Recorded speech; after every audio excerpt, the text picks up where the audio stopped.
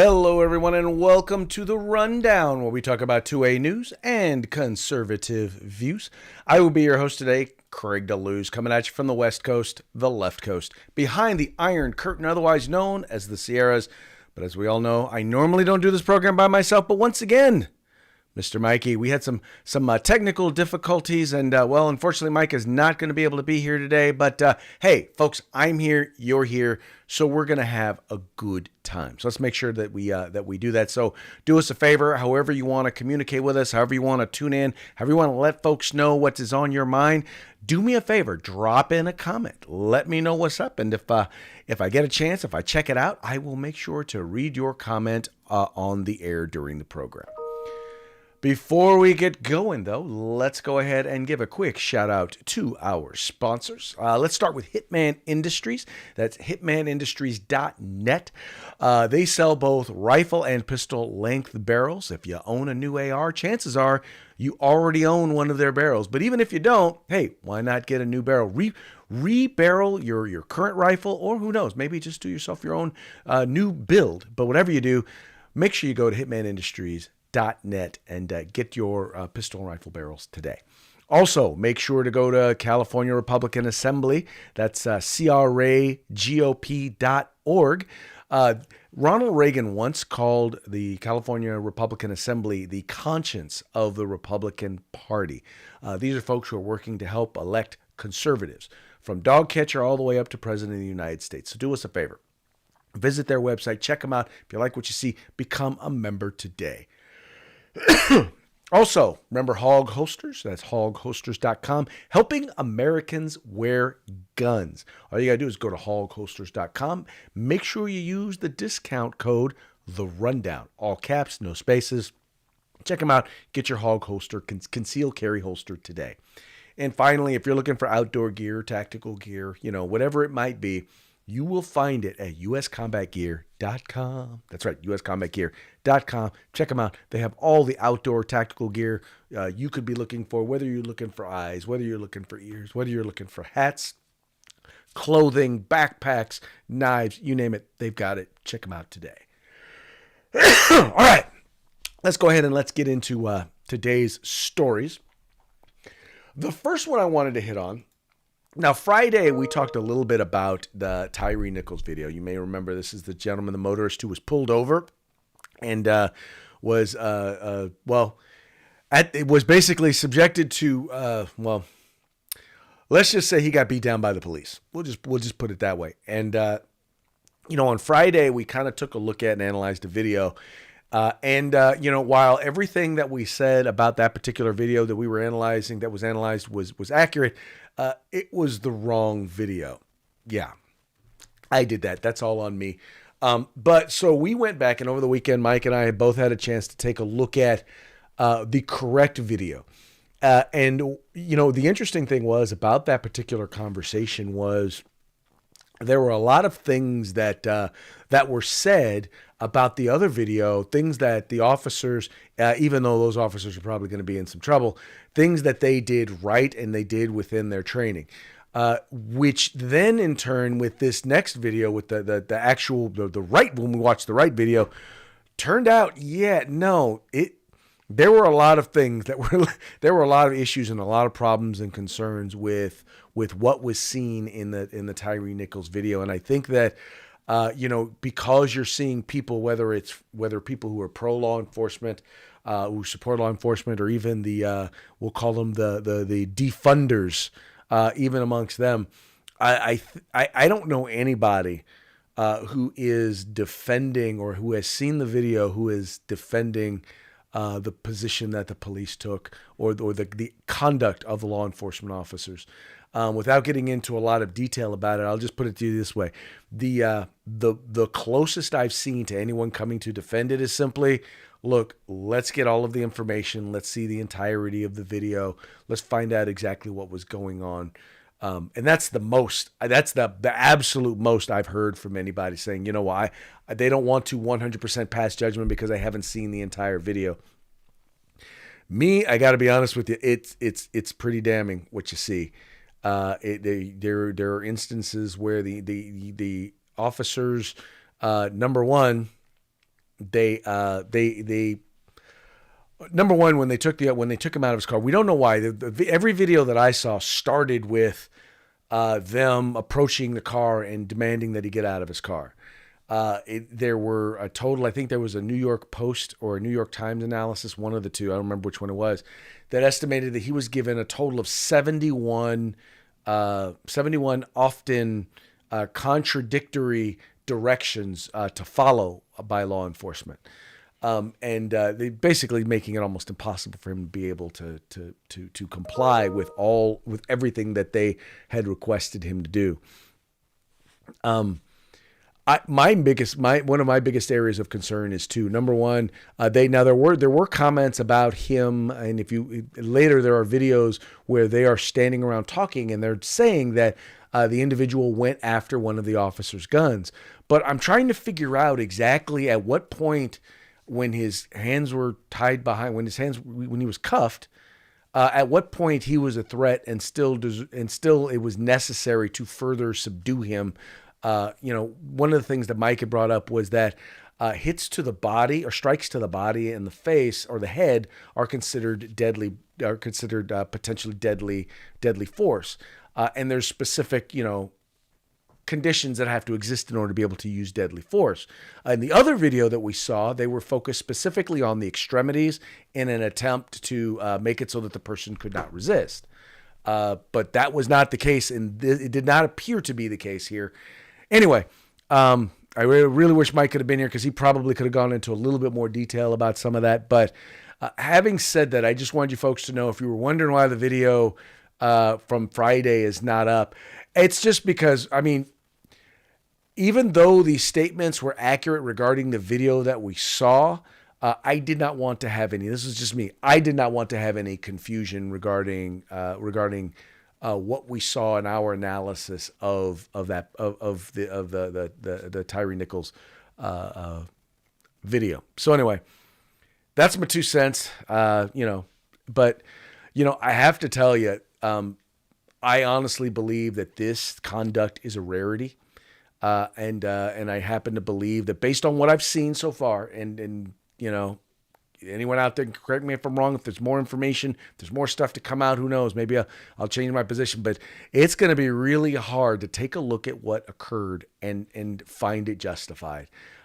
These officers were fired, released from their positions relatively quickly, and were arrested relatively quickly. When I say relatively, I mean they could have been arrested that night or the day the individual died. But considering how these cases usually go, it was relatively quickly. It's going to be an interesting discussion about racism because, all of these officers were black. So now the question is going to come, here's what's going to happen. The folks on the left are basically going to say, it doesn't matter if they were black because they're blue before they are black.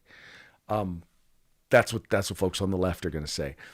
But anyway, it's going to be an interesting conversation about all of this. And once again, I just think that this has very little to do with race and has everything to do with how we train officers, in particular when they get into an excited state. And I think that's a big part of what you have here.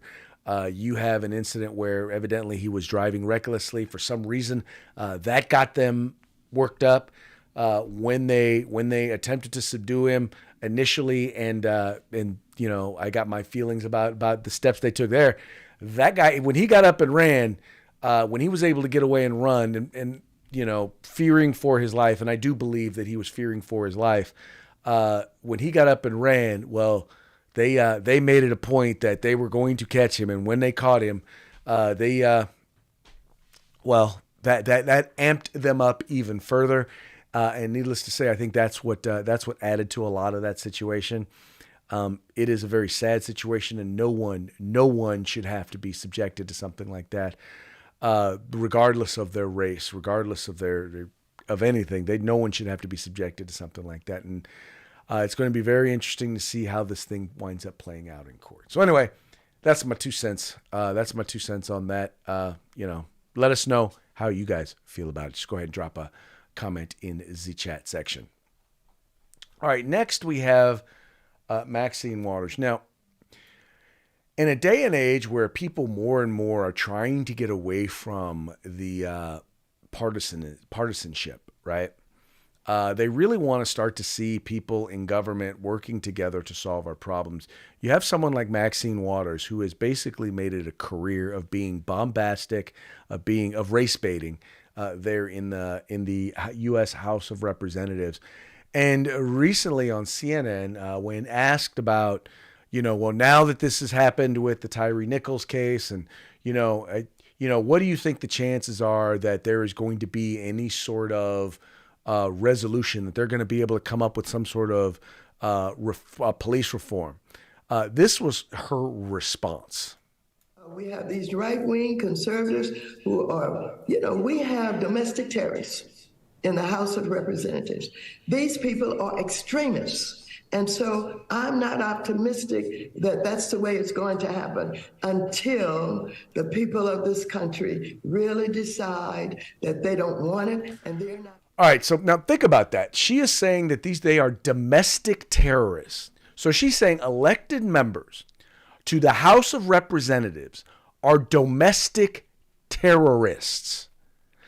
Now, I want you to imagine this. Imagine if a Republican said that about Maxine Waters, that she was a domestic terrorist. Because keep in mind, this is a woman who has encouraged people to attack Republicans or attack anyone when they were in the Trump administration, to attack them, to assault them, to accost them in public. If they see them in public, get in their face, make them uncomfortable, yell at them, scream at them. These are the things that she is encouraging people to do. It's words like hers that led to the riots that broke out during the summer of 2020. It's words like hers that caused the riots that broke out when Donald Trump was elected president. If there is anybody who qualifies as motivating domestic terrorism, it's Maxine Waters. And yet she's the one who's saying of Republicans that they are domestic terrorists. Folks, this sort of, it's hyperbole is what it is. And I get it. I get that there's going to be hyperbole. But when you start referring to people, to elected representatives, as domestic terrorists, you've gone over a bridge too far. And you're doing a bit much. And you need to really rethink the words that you decide that you're going to use about the people who are elected to represent various different communities throughout the country. So, Maxine Waters, all I can say is you are the pot calling the kettle black. Just my 2 cents once again. Okay, moving right along, war with China. What? War with China? That's right. There is a U.S. general. He is actually an Air Force general who, and by the way, there's a number of media outlets that are reporting on this. I'm just using the one particular here from The Hill. But there's a U.S. general who is predicting that we are soon, and when I say soon, I mean as soon as 2025, we are to be at war in China. And here's the story reads.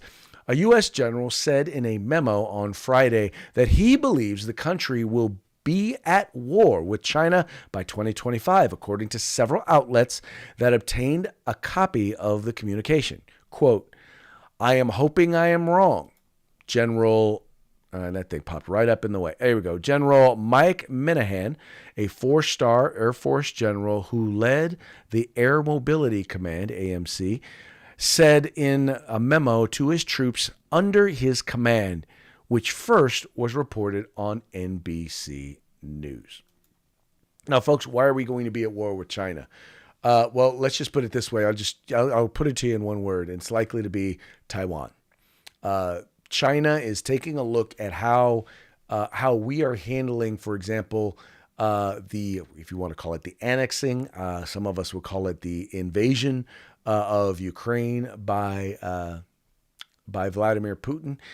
And they're seeing that while we have been willing to commit resources, and when I say resources, I mean money and weapons, we have not been willing to put boots on the ground. And so there is a belief that initially what will wind up happening is they're going to have an election. They have an election that's going to be coming up, and in that election, they are going to work to try and thwart the election and elect pro-China or pro-reunification people to office. And if they are successful, well, then they will vote to rejoin China, to reunify with China, and that will be that. If they are unsuccessful, then there is a belief that there will be military intervention, that they will engage militarily, primarily because they believe that the United States will not do anything about it. So anyway, that's kind of where he's coming from. Once again, he's hoping he's wrong. I'm hoping he is wrong, as I'm sure you are hoping he is wrong. But just so you know that there are those high up in the U.S. military who believe that war is a coming in not too distant future. Hopefully, that will be that by that time we will have a new president, a Republican president, who will make it clear to China, to Russia, and to others that the U.S. don't play. Don't mess with us. Don't mess with our friends. Just saying. And then finally, from the state of California, that's right, California, where I happen to live. I love my state. I wish it weren't run by communist socialists, but in fact, it is. And by the way, that's not most people in the state. In fact, the state is probably about 40 to 45%. I'd probably say it's more center left, slightly center left. But once again, Democrats make up 78% of the legislature because, well, they cheat. But, that's a whole nother story. But, they make up a big portion of the legislature. Anyway, suffice that to say, now in the state of California, California has now issued over 1 million driver's licenses to undocumented or illegal immigrants since 2015. Now, mind you, these are documents that can be used all sorts of ways.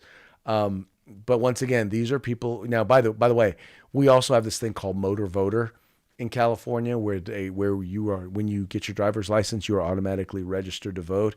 And we already have on record that there have been tens of thousands, if not hundreds of thousands, but there have been tens of thousands of people that we know of that have been registered to vote who were not supposed to be registered to vote. People who were not just undocumented, but even legal residents. Some of them were actually legal residents who are here legally, but they're not citizens and therefore not eligible to vote. These are folks, by the way, who many of which are also eligible for, well, they're all receiving, free education, free healthcare, housing subsidies. And then we wonder why California has more than its fair share of undocumented or illegal immigrants here in the United States. Well, that's because we keep offering prizes and rewards for them to come to the country illegally. And you may not see it that way. They may see it as just, well, we're just trying to help people who are in need. But the reality here is, folks, is that we're providing incentives for people to break the law and enter our country illegally. And that has got to stop. Now, Gavin Newsom, rumored to be, and I say rumored because he has said he is not going to run for president. But I think you and I know everything that he's doing, all the conversations that he is working to have, all of it tells me that he is looking to run for president, of the United States. I think he is sorely overestimating his position. He is really doing his best to try and join the woke-divists within his party. But the woke-divists aren't even the majority within the Democratic Party. I don't know how he expects to win a national election. Anyway, I don't know how he proposes to win a national election when he is actually he is going to be even in the minority within his own party. And by the way, we're seeing the consequences of this, folks. Think about this in California. We have almost 30% of the nation's homeless. We don't have we have people here who live here in California now who cannot afford a home or who are unhoused. And now he wants to bring even more people into the country, many of them low-skilled or no-skilled workers, and wants to put them on the government dime. I don't see it happening, especially when you consider the fact that we are currently facing a $24 billion deficit, budget deficit here in California, and that budget deficit is likely to grow in coming years. So one has to wonder exactly how we're going to pay for all this stuff. But he doesn't worry about it because he plans on being out of here before the check comes due. All right. And on that note, we're going to move forward to our parting shot, brought to you by Hog Holsters. That's helping Americans wear guns. Get your holsters at hogholsters.com. All you got to do is go there, pick out your holster, and when you go to pay, make sure you use the discount code The Rundown. All caps, no spaces. Check it out. Get your Hog holster today. All right. Well, let's pick out this first one. I think Bill Maher is... Politically, Bill Maher and I don't know that we could be any further apart on many, many issues. But I think one of the things that Bill Maher is he is an old school liberal who is fighting against the wokedivism or the presentism. Well, I'll let you hear what he has to say on this one. I'll let you chew on that. We'll talk about it on the flip side. Presentism, which means judging everyone in the past by the standards of the present. It's the belief that people who lived 100 or 500 or 1,000 years ago really, of course, but people back then were generally atrocious. Everybody who could afford one had a slave. The Sumerians, the Egyptians, the Greeks, Romans, the Arabs, British, the early Americans. The word slave comes from Slav because so many Slavic people were enslaved, and they're as white as the Hallmark Channel.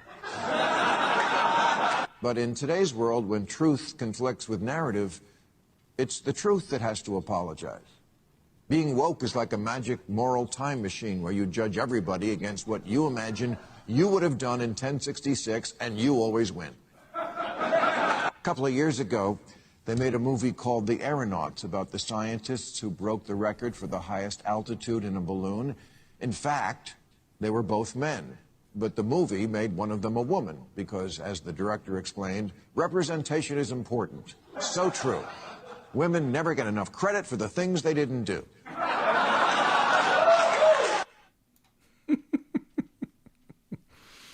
But folks, that's the world we live in now.